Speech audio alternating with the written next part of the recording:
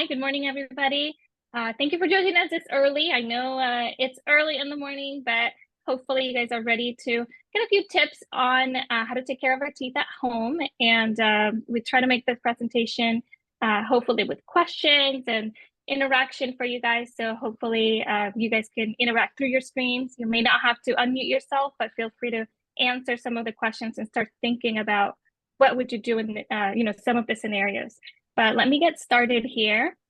So first, I wanted to start with some facts, and these facts are changing as we go, and we're actually trying to hopefully improve them as well. But as of now, or at least as of when this journal was published, 1 in 4 adults 65 and over were losing all of their teeth. So keeping that in mind, our goal is to try to make sure that we can change that. And like I said, there's other programs that are working towards changing that. And part of it is going to be the prevention portion. So all the teeth that you have, they're definitely serving us. So we want to make sure that we maintain them and keep them as healthy as we can. So there we have some other ways in which, our teeth can impact our health. So of course, it's going to be gum disease, right? Those are kind of like our go-tos, that we know. Tooth loss, if we lose our teeth, bad breath, dental decay, which is going to be the cavities. But we also want to keep in mind that when we have issues with our teeth, when we lose our teeth, it's also linked to having lung conditions, causing strokes, heart disease, mouth cancer, and diabetes. And there's even more aside from these as well, but these are some of the main ones and the ones that have the most studies or publications that you may read on magazines as well. This is kind of how it works, how that bacteria connection works. Because you may think like, well, if it's in my mouth, how does it affect the rest of my body? But this is really a really good image on how that works. But essentially, we have bacteria in our mouth, and when it's in our mouth, it means that if there's blood that can come out from our teeth, that means there's blood that can go in. So all that bacteria can be spread through the rest of the body. So you can see on this image, it can reach the heart, it can reach the brain, it reaches the rest of our body. So it goes through the arteries. And this is really how it pretty much spreads and can affect other conditions aside from just the mouth or just the teeth. There is several studies, and this has been proven for a while, that there is definitely a link between diabetes and gum disease.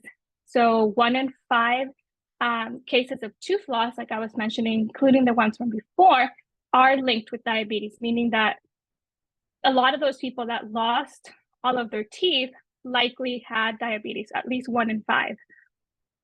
And also realizing that if you do suffer from diabetes, you're pre-diabetic at this point, you may also likely suffer from gum disease, and your gum disease may also be continuously affecting the condition of the diabetes. So it is a two-way street, just like it says on the image, where one will affect the other one kind of all around.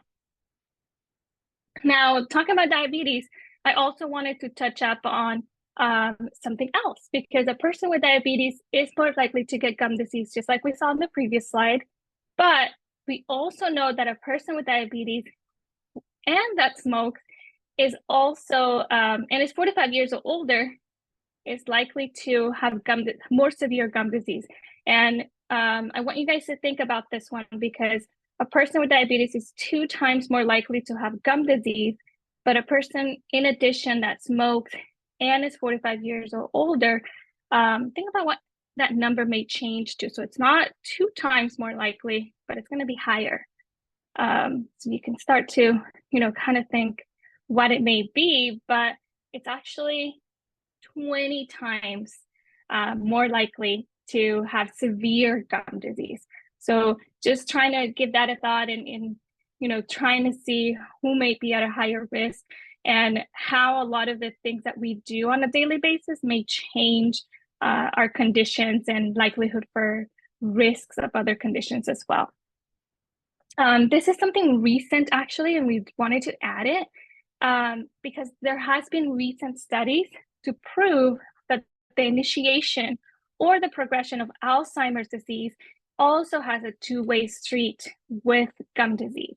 So as you can see on the image here, having gum disease, having buildup, or sometimes other people may call it tartar, plaque, that may be causing inflammation around the gums and around our teeth, is also likely to be part of a factor or initiation for the progression of Alzheimer's disease. For those who are not very familiar with Alzheimer's disease, the way it affects our body is with loss of memory, cognition may change, meaning the brain function may change and the motor skills may change.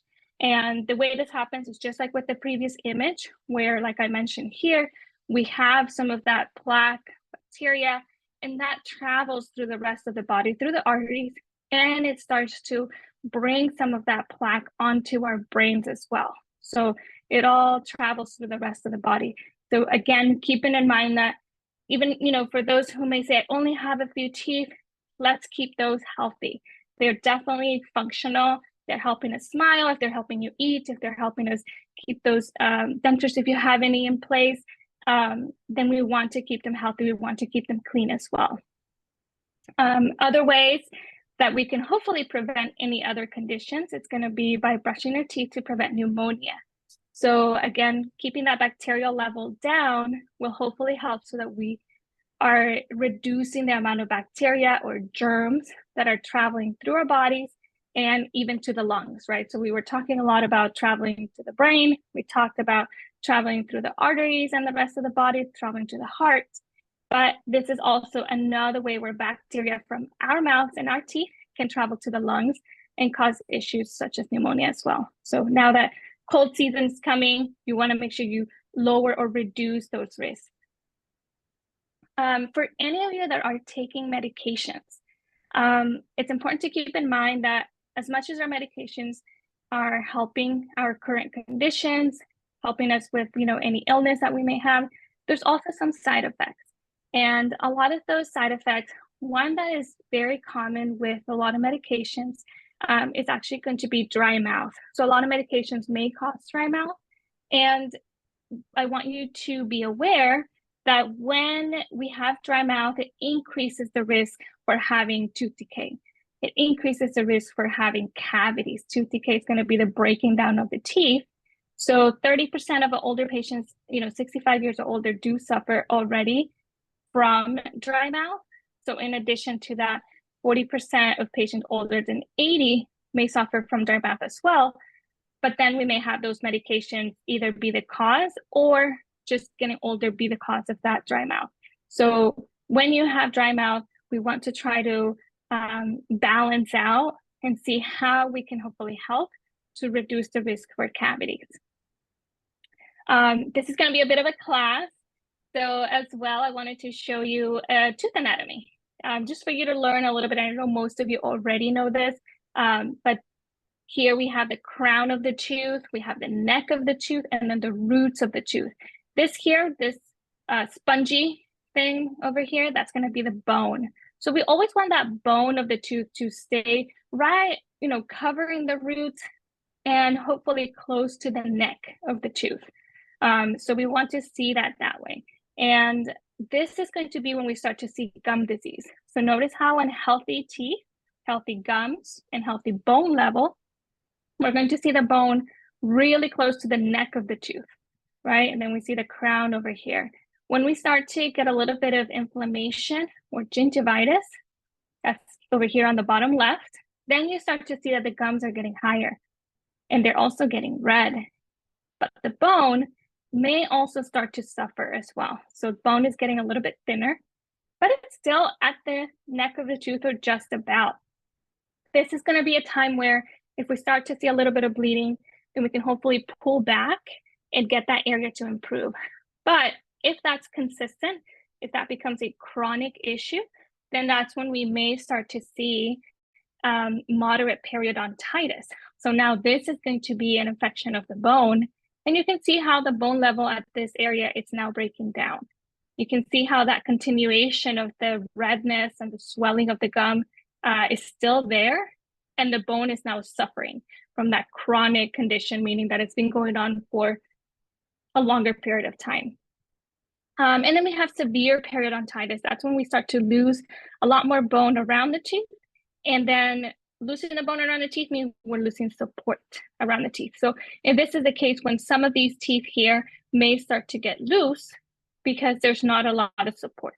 So we definitely want to catch it as early as we can.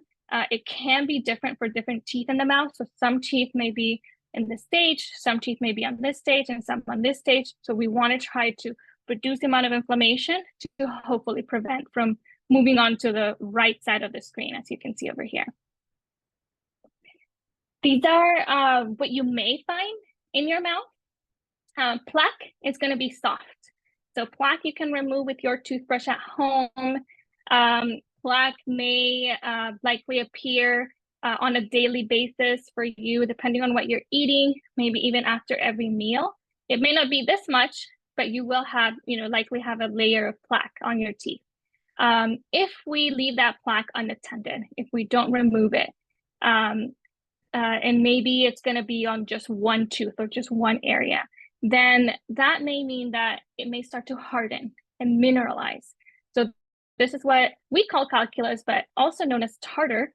And once it comes to this point, it's hard. And brushing, it's unlikely that we'll remove it. So you will need to have a dental professional remove it once it's at this point. So trying to, again, prevent from coming to the tartar, you want to make sure you're removing the plaque when it's soft. You want to make sure that you have a consistency with your brushing and your flossing, and that you're able to reach all the areas too. Like I said, sometimes it's just one tooth, one area, and it may be that it's harder to reach. I wanted to show you the dental decay process. So this is basically how cavities are formed. So we have bacteria. We then add those food or drinks. Once those come in, it actually will create acid. So that acid will either come from the food or drinks themselves, if they're acidic, or they may come from bacteria after ingesting the food or drinks. Once we have the acid, if the acid sits around over a healthy tooth, then that's when we start to see the cavities, we start to see the holes on the teeth. So many times we may, I think this is probably, younger years when we would think that bacteria eats away our teeth, but in fact, it's more of the acid that's eating away our teeth. And we want to, again, try to reduce that. Aside from what we just discussed, there's also a few other ways to help to manage the cavities on our teeth. So maybe think of any and see, but one of them is going to be eating a healthy diet and making sure you're reducing the amount of sugar, right? That way we don't want to be a good host to the bacteria. So you want to try to make sure you're limiting or reducing the amount of sugar that we're feeding that bacteria, whether it's going to be by ingesting less in less period of time. And of course, if we are ingesting it, by removing any leftovers as well. So I wanted to talk to you about, recommended daily sugar consumption. So what this means is how much sugar should, someone take throughout the day. So for men, it's going to be 9 teaspoons. And then how about for women? Can you think about, is it going to be the same? Might it be different? So for men, here you have. And then for women, it's actually going to be 6 teaspoons of sugar. So it is quite a difference. So sometimes you may think, how come, someone is having a condition and I'm not, or why is it different if we're eating the same? But there is a bit of a difference too. And it may also have to do with how active you are. So make sure you keep that in mind as well. Now, when we start to think of like teaspoons of sugar, then you also want to think about the nutritional labels. So how to read those nutritional labels. So over here you have the chocolate milk, and we're going to see how much sugar is in this chocolate milk. So first thing you want to see is the serving size. So sometimes it might be 1 per container. It's ideal because then you don't have to do a whole lot of math.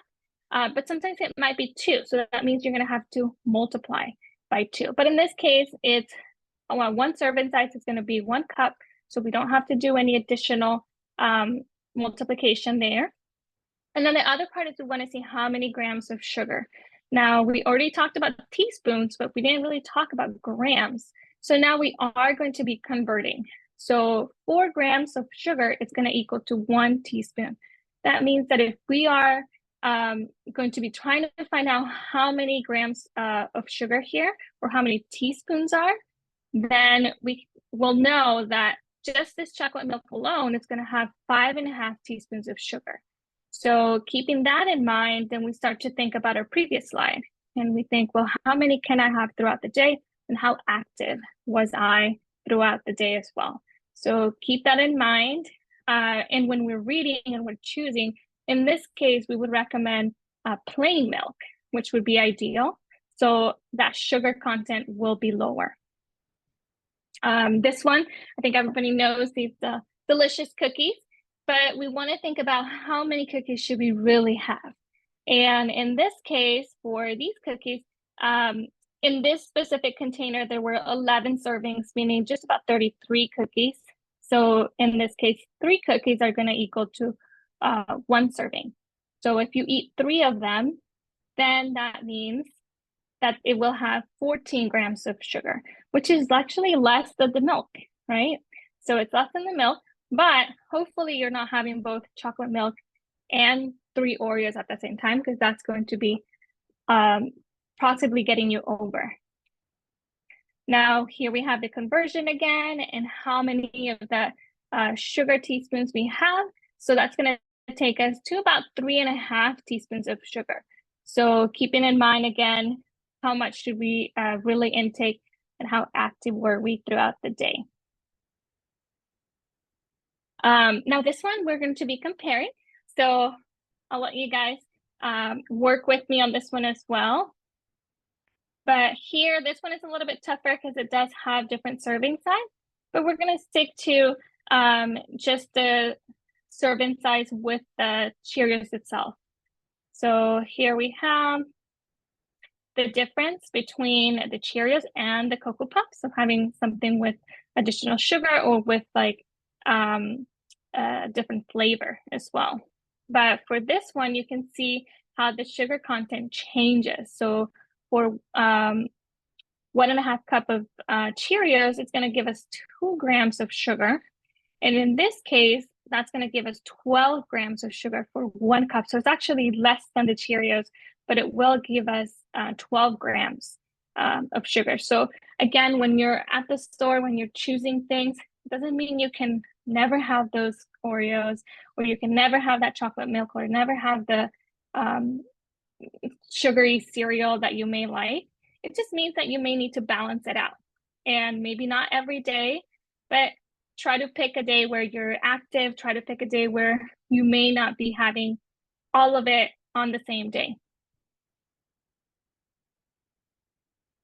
This one is going to be for beverages that we drink. So this is almost like we've just on the Olympics channel. So we're going to kind of see this race and see which of this beverage will have the most or the least.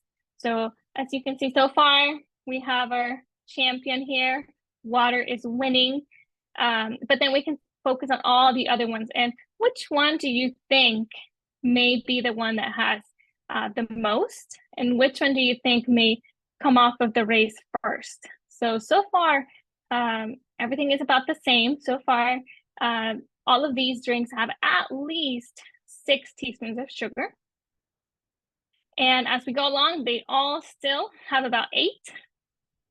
And now we have one coming out of the race. So we have a sports drink that has about 9 teaspoons of sugar. And as we move along, those are continuous. So at least 10 for all the ones so far. And we continue. And then we have starting to come out of the race for the soda and the sweetened tea. So still in the race, we have the juice drink and the energy drink that have the most so far. So whoever was betting on those having the most. Now we have the energy drink. So the one that does have the most, it is going to be the juice drink. That one is very important, and I like to highlight that one because a lot of times we may think that it is the healthiest, right? Because it has a fruit before. But if it is sweetened, then it may actually have a lot more sugar than we really want to intake. So you want to make sure you keep that in mind, because here's where you can see the difference on the numbers, right? Here's where you can see the 17 teaspoons of sugar on there.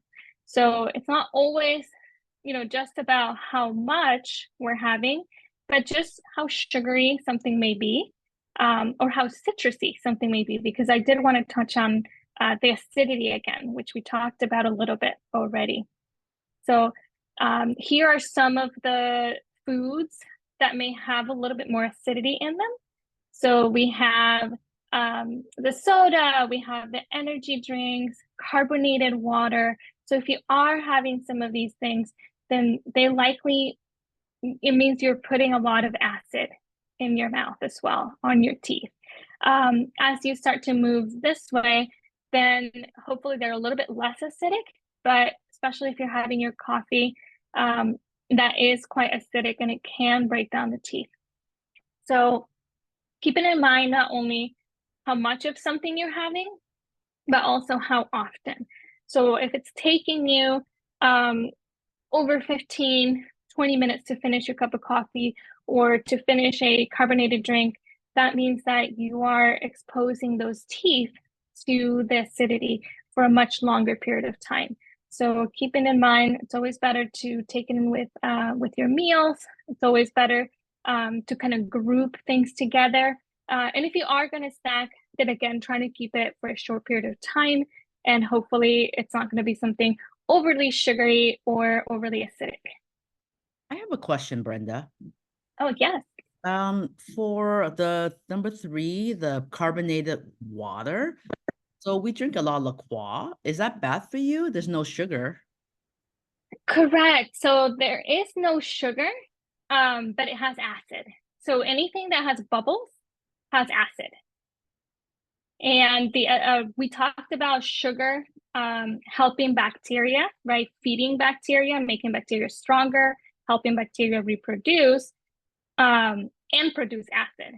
But the acid itself, if it's already in the food, then it likely will cause an easier environment for bacteria to succeed, and or also just kind of sit on the teeth and cause a little bit of breakdown already as well. So unfortunately, if you can drink it a little bit faster, I know it's something that a lot of people enjoy, trying to make sure that you don't rely on it throughout the day, but rather with meals. It's always better.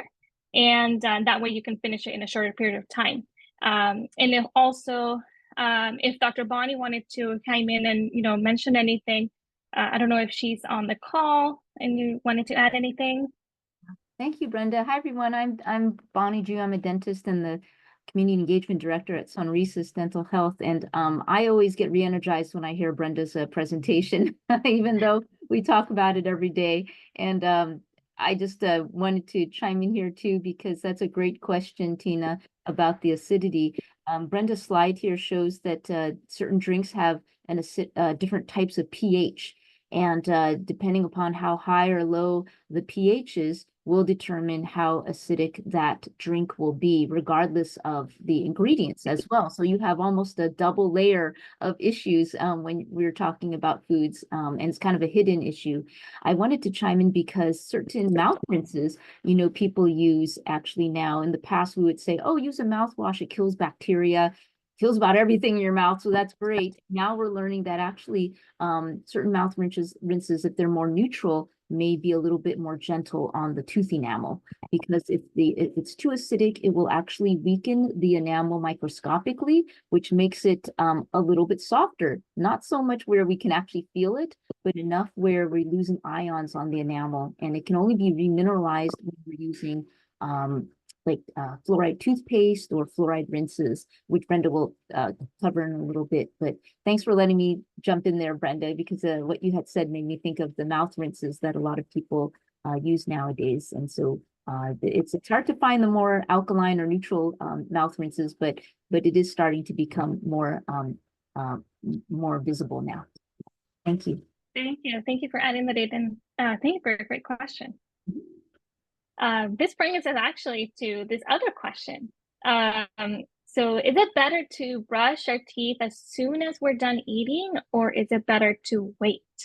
So you can start to think about this one, and especially after discussing, the acidity and that's sitting on our teeth, right? The acidity that may be weakening our teeth, and the sugars as well. So for this one, the answer will be that you do want to wait. So we do ask that you wait at least 30 minutes after finishing a meal before you brush your teeth. Try not to brush immediately after. In meal and within meal, it includes like after you're done having your carbonated beverage, after you're done having your coffee, after you're done having anything else that may also be just, a beverage or a snack.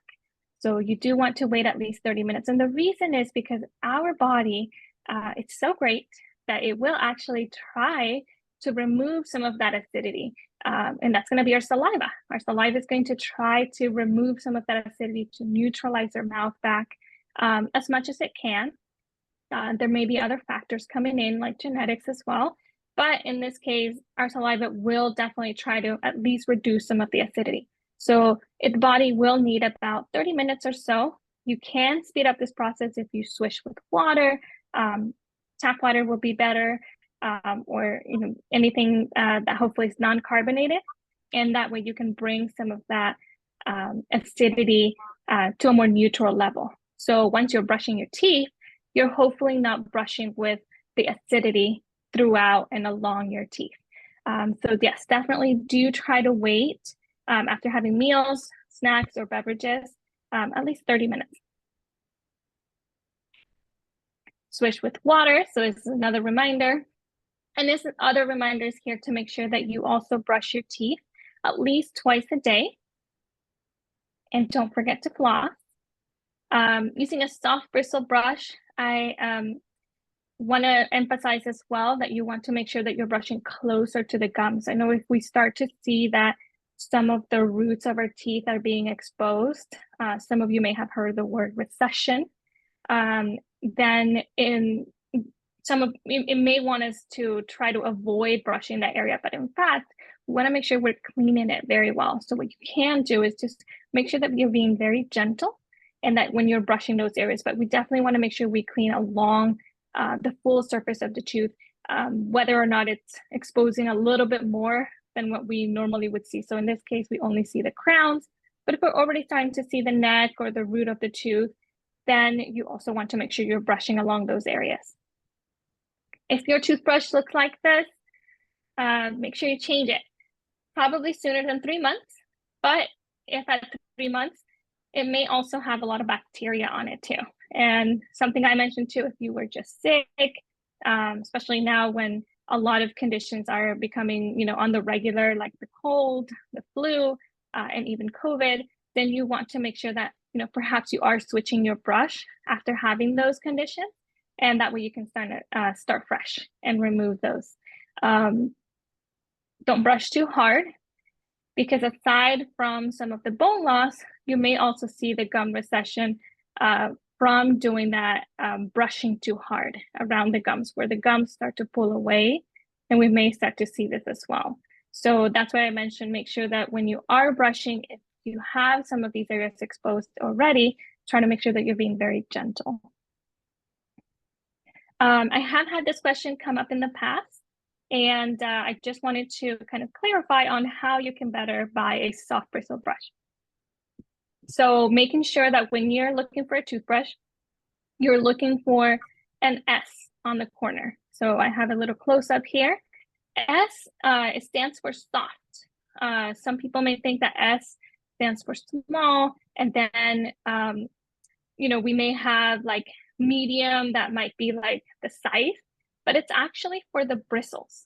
So in this case, the bristles are going to be soft. And if you see an M, the bristles are going to be medium, meaning that they're going to be a little tougher than this one. So you want to try to guide yourself and try to stick to soft.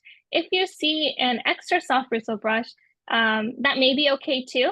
Some people may feel like it doesn't do much, but we only need very little strength to put on our teeth before we start to, having any issues. So you don't need anything hard. So definitely not hard, and hopefully not medium either, but sticking to the soft is probably safer.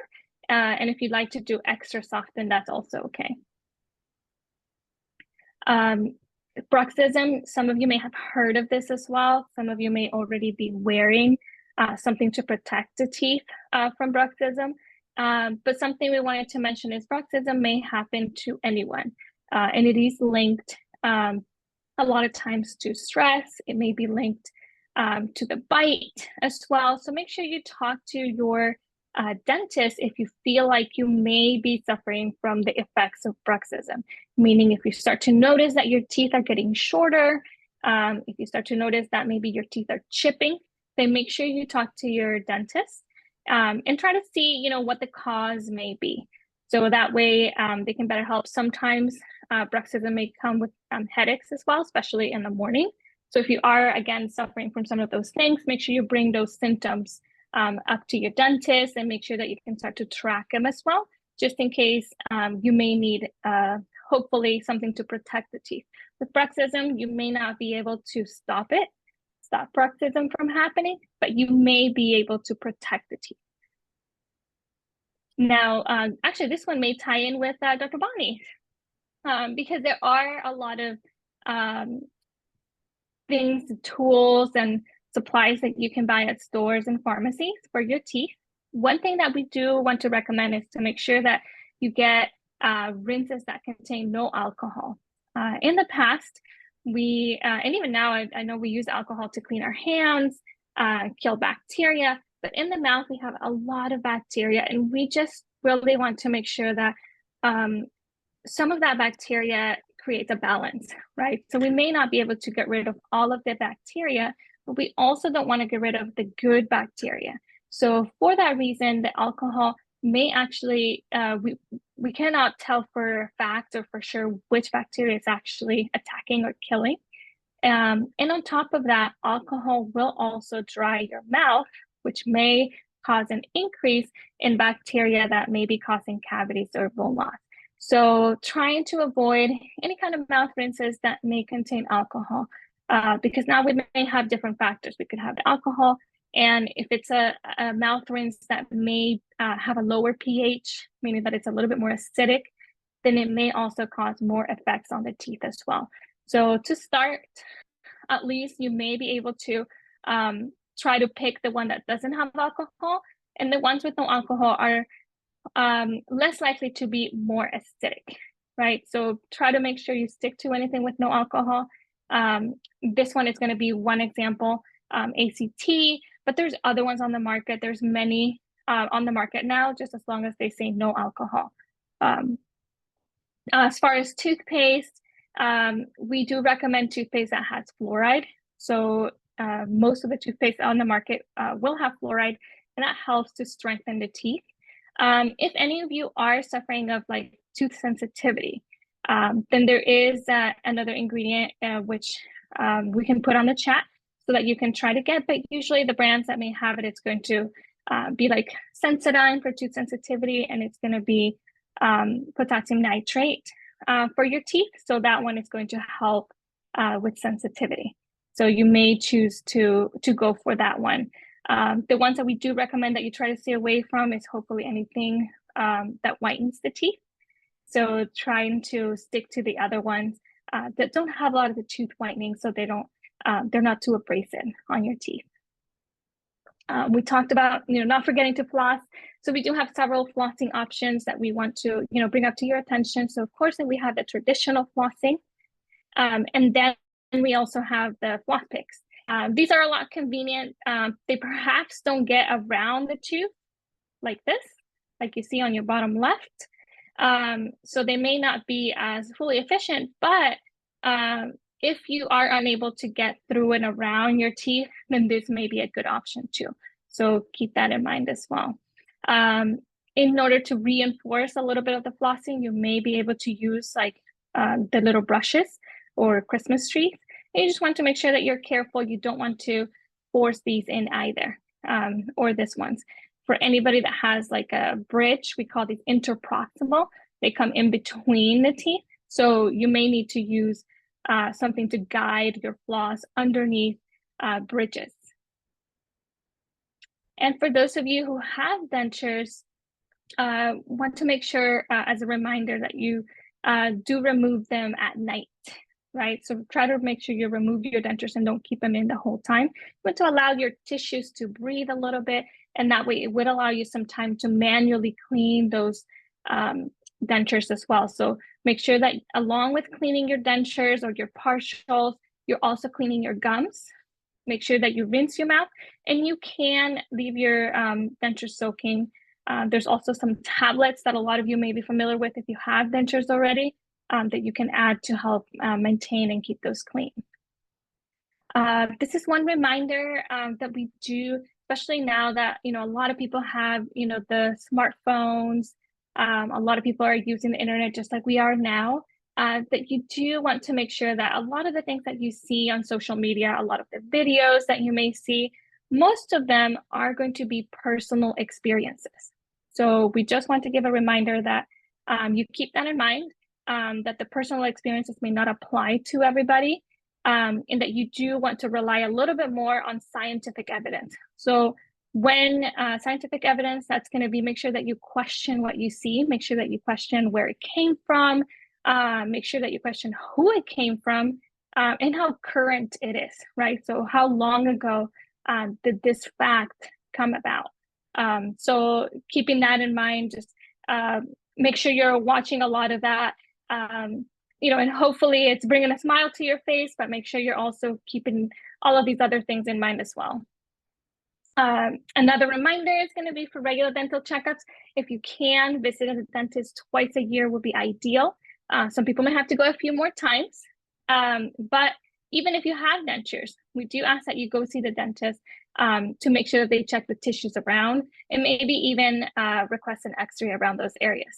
Now, if you have any little ones that you know, that you help take care of, then we always want to mention this one too, that we're hoping that they're also seeing the dentist by their first birthday. So keeping that in mind as well.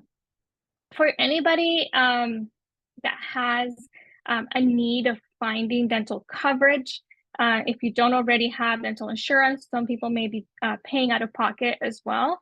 But if you are trying to find out if you do qualify for any programs, we wanted to kind of put this out here and mention that San Mateo County does have a special unit that helps to find if there's any programs that you may be eligible for. And some of you may think, you know, I have applied before and I didn't qualify for anything. But we wanted to mention that as of January 1st of this year, the household income did change. So in San Mateo County, as you can see here, it's about $90,000 yearly and $75.30 monthly for one person. So if you think you may qualify, again, this is not only for Medi-Cal, but just for other programs as well. It may not mean that you will get full coverage on something, but it may mean that you may get some aid. So I just wanted to put this out here in case it may be helpful to anybody. These are some of the locations. So there's a location in San Mateo, one in Coastside, Half Moon Bay, there's Redwood City, Daly City, Pescadero here in East Palo Alto. But you can also just call or email if you think that, you know, you may want to give that a try and see if you can get some coverage. Other than that, I do think I see some comments or questions. I think Dr. Bonnie has been thankfully answering some of those. So thank you, Dr. Bonnie. And wondering if you wanted to bring those bring those into the presentation as well. Otherwise, you guys can also kind of keep track on the chat. Thank you so much, Brenda.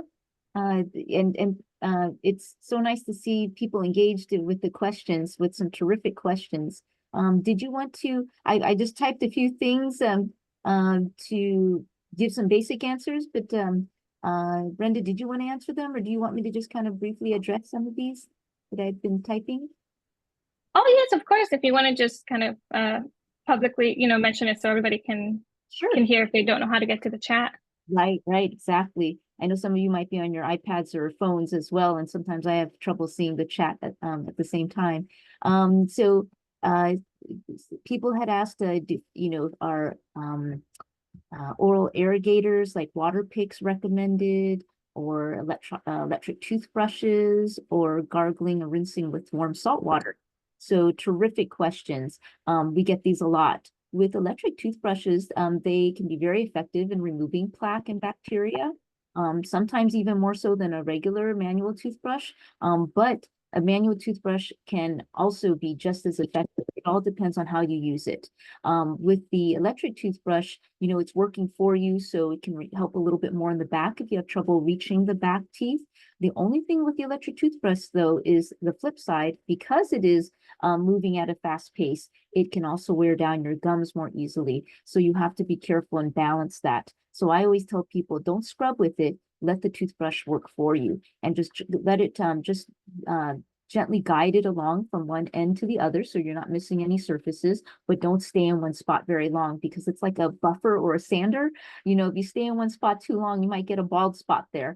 And you do want to brush for the 2 minutes that Brenda had mentioned. And some of these new electric toothbrushes actually have timers or indicators to let you know, every 20 seconds when it's time to move on to the next section. So that can be very helpful. But you don't need all the bells and whistles, and even just a regular manual toothbrush can be effective, but can also do damage, as you saw in the pictures too. So if you see your toothbrush looking like that splayed out one in less than a couple of months, it may be that you're putting too much pressure with the toothbrush. So you want to ease up on it. One tip that can help is using your non-dominant hand to brush if you're prone to gum recession or brushing too hard, because that immediately prevents you from brushing as hard as you can. So if you're right-handed, try brushing with your left-handed if you have that problem. With water picks, those can be very nice. They feel nice and massaging, and I like them. But some people ask, well, can they take the place of flossing? I find that in the very tight crevices and in between the teeth, even the water pick may not be as effective in getting that thin, sticky layer of plaque that can still harbor a lot of germs. So flossing with the manual flossing with the floss is still more effective.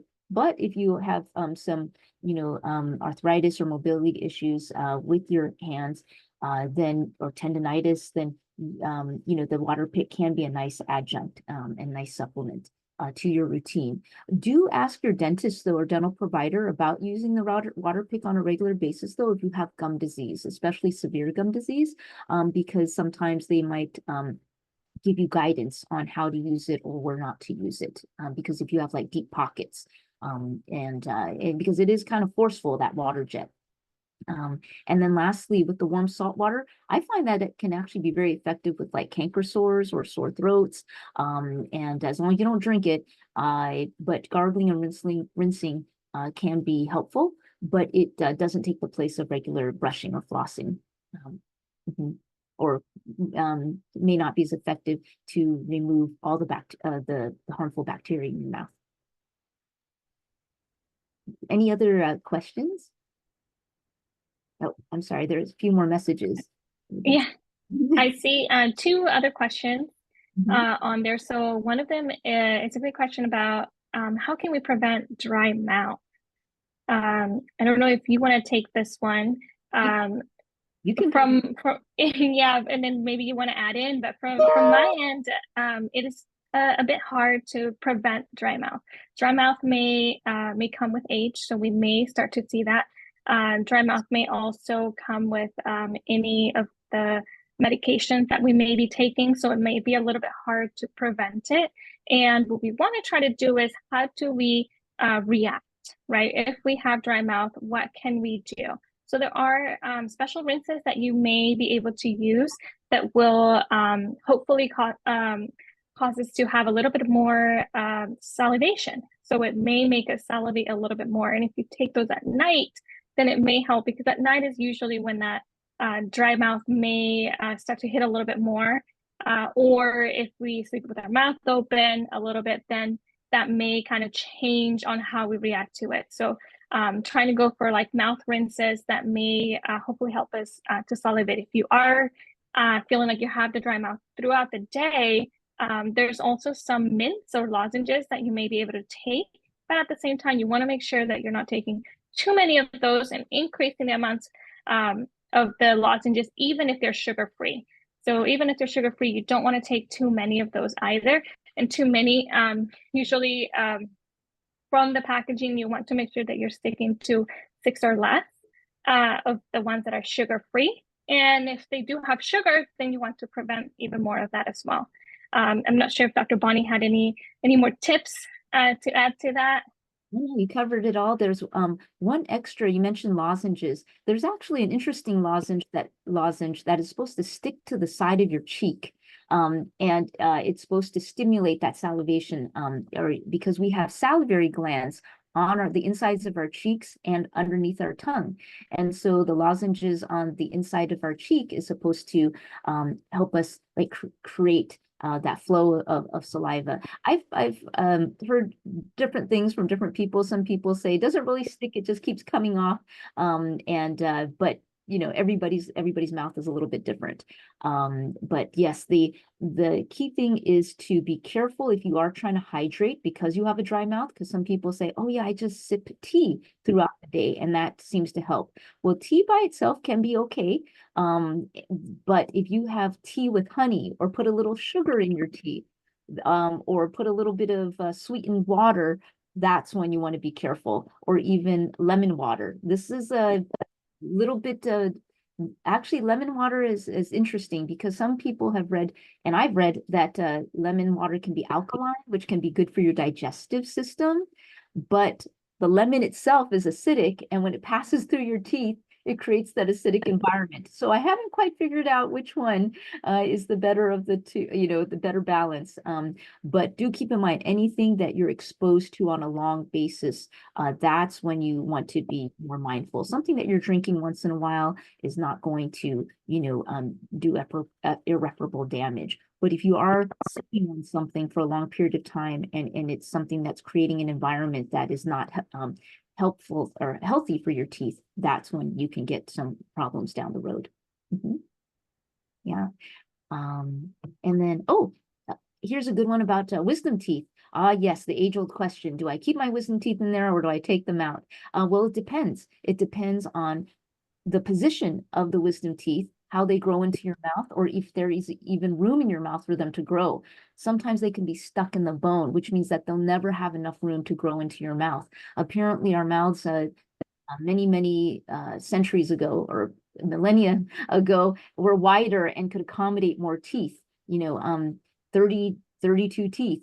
But now with our mouths being smaller, there's not as much space. So that would necessitate the removal of them because they never grow in straight. Now, if you're younger and your bone regenerates a lot more quickly, then you know, that's when it's usually recommended to remove them. However, after a certain age, maybe like your 30s, 40s, 50s, when they're already set in there and we know bone gets a little denser, it gets a little harder to pull out the teeth from the bone is slower to heal. That's when your dental provider, your dentist will look at them on the x-ray to see, okay, is there more benefit to removing them or is it riskier to remove them? Because the wisdom teeth are near a long nerve that goes from our ear down to the tip of our chin, and that helps you feel your face and your cheek and your tongue. So that's another nerve. But if the wisdom tooth root is very close to that and you remove it, there may be a little risk of nicking that nerve and affecting the feeling on your face. So that's usually why, if it looks like it might, you know, that wisdom tooth might get close to that nerve, they usually want to remove it to prevent it from growing too close to the nerve. So that's why you'll hear, you know, kids getting their wisdom teeth removed maybe at 15 years old. But if you are older and that tooth didn't grow too close to the nerve, the dentist might say, you know, let's remove it now so that you don't get problems later, you know, when the decision becomes a little harder.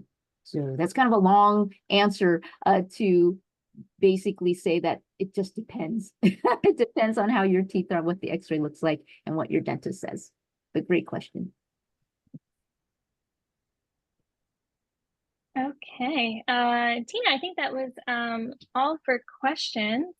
Yeah, thank you so So much, Brenda and Dr. Jewel. That's amazing. Thank you, everybody, for being such an engaging Yes, thank you. audience. We appreciate that. And thank you, Tina, for creating these wonderful opportunities for us to, share with the community. No, we can't wait to have you back on another topic. You guys always have such amazing educational materials. Thank you. Thank you. We always try to Right. switch it up a little bit. Brenda's the one that created the workshop and adds different things each time.